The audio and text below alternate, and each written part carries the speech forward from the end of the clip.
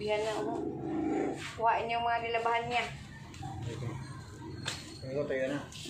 Yung isang ganito pala yung blue. Nandito pala sa plastic. Nandyan? Oo, nandun. Okay. Iniwan ko na. Wala pala dyan. Nandito pala. Nandun, hindi ko nailaban na. Kaya pala lalaban ko sana. Nandito na. Kala ko na wala. Tagal lang kasi yun eh. Yung sa doon pa sa baba yun, pati kina Mayra, sa bumumbong. Alaala rin yun, tatlo yun eh. Binili, ay, dalawa yun. Yung isa, si ate din bumili yun. Yun ang pinamatagal na damit. Andun, ingatan ko rin yun. Nandun. Oo. Tapos, yung malamas kami nung kaganina. Tapos yung nagtitinda ng mani, sa Eden Febio. Yung nagtitinda ng mani, saka nagtitinda ng mga mangga. Di ba malala yung agwat, mga 3/4, 1/4. Ay tumahali ng mama ko, isang beses o dalawa. Saan ka ba napunta? Nung kagayin na kami, tapos sinabihan ako ng nagtitinda ng mani na iniwanan mo na yung tayo dyan, hindi mo nilinisan. Ay tabing kalsada naman eh. Tapos, ano daw babawal. Dapat nilinisan mo kahit nasa tabi, nilinisan mo pa rin. Malayo naman sa kanila, mga tripo ng layo, tsaka may mga tao dumada na apakan, tapos papasok doon sa SM. Eh sinabihan din ako ng anong bukay. Tama naman ang bayan niya sa akin, nilinisan ko nga eh. Oo, kailangan mo linisan yan kasi mamaya baka pag pumunta kayo, makita kayo doon uli, ireklamo kayo. O yung parang barangay doon, parang traffic. Ano yung may pit daw doon. Kailangan, bago, pag umalis kayo, may dala-dala kang plastic, may dala-dala kang pamunas. Tubig doon, hihingi lang ang tubig doon. Nalinisan mo? Pinabaya ko na ang naglinis yung nagtitila ng mani. Eh dapat hindi mo pinabayaan. Ikaw dapat naglinis, hindi mo iasa sa iba. Hindi mo kasi bawal yun eh. Tabing kalsada na hindi naman sa kanila, tsaka yung mani. Yun nga, kahit na kasi yun nga, kahit na maaamoy ng katabi. Di sobrang layo. Hanggang dito, hanggang doon, no? Tingnan mo ito eh. Doon sa may gate mong bahay. Yung gate mong bahay doon. Diyan, sa may gilid. Hanggang dito.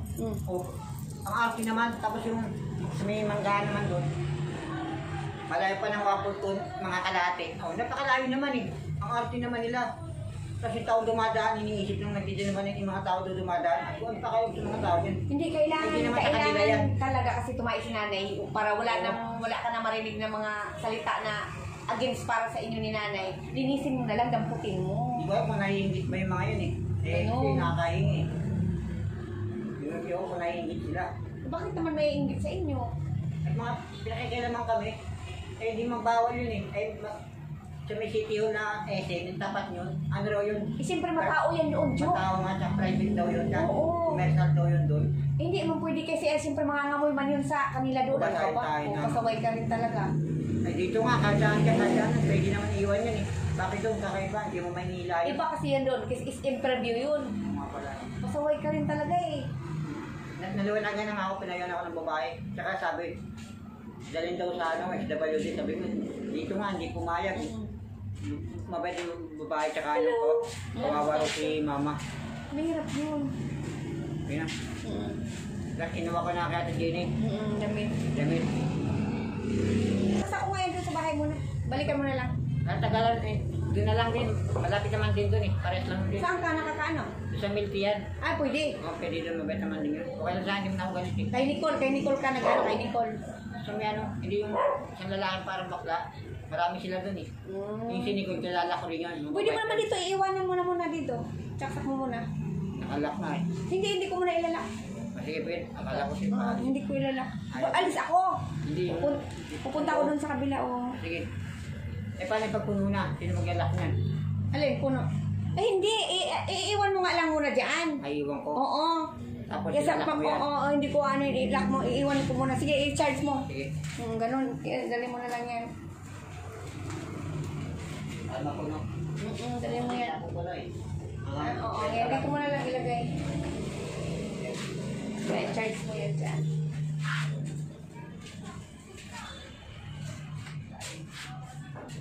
Bininta mo kasi yung ilaw. Pasaway ka. Dapat iwanan mo na lang dyan. 20 pesos, bininta niya. Hindi mahal yun. Mahal yun? Sabi mo, 20.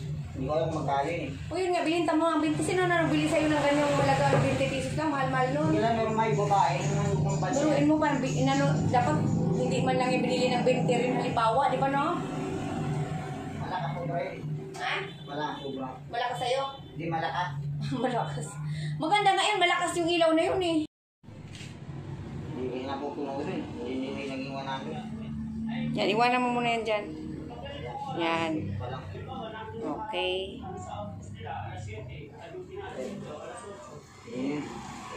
Hayaan mo muna yan dyan. May muna balikan yan. Ha?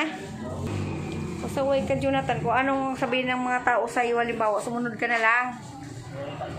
Oo. Ay, huwag ka makipagtalo kasi ikaw rin ang kawawa dyan. Mamaya, alam mo, pag pumunta kayo, makita kayo doon, halimbawa, sisitahin kayo. Yung pinunod. O sasabihin na hindi na kayo pwede dito kasi alam mo, dumumi yung magulang mo, tapos hindi mo nilinis, hindi ka na doon po pwede. Eh, malawak naman sa kabila. Pero linisan ko na yan. Nangako na ako. Eh, hindi na maangal yung mga tao doon. Arte. Eh, ganun talaga yun. Ano ka ba, SM yun? Pasaway ka rin. Eh, parsada naman yun. Ay, naku, Jonathan. Kaya ngayon, alam mo na, kahit sa kalsada man halimbawa, mag-ibak si nanay, halimbawa, kuhain mo, damputin mo. Yan din, maangal din. Oo, ganun na lang gawin mo, ha? Para walang sa'yo magsita, magalit. O, sige na, balikan na lang mamaya. Eh,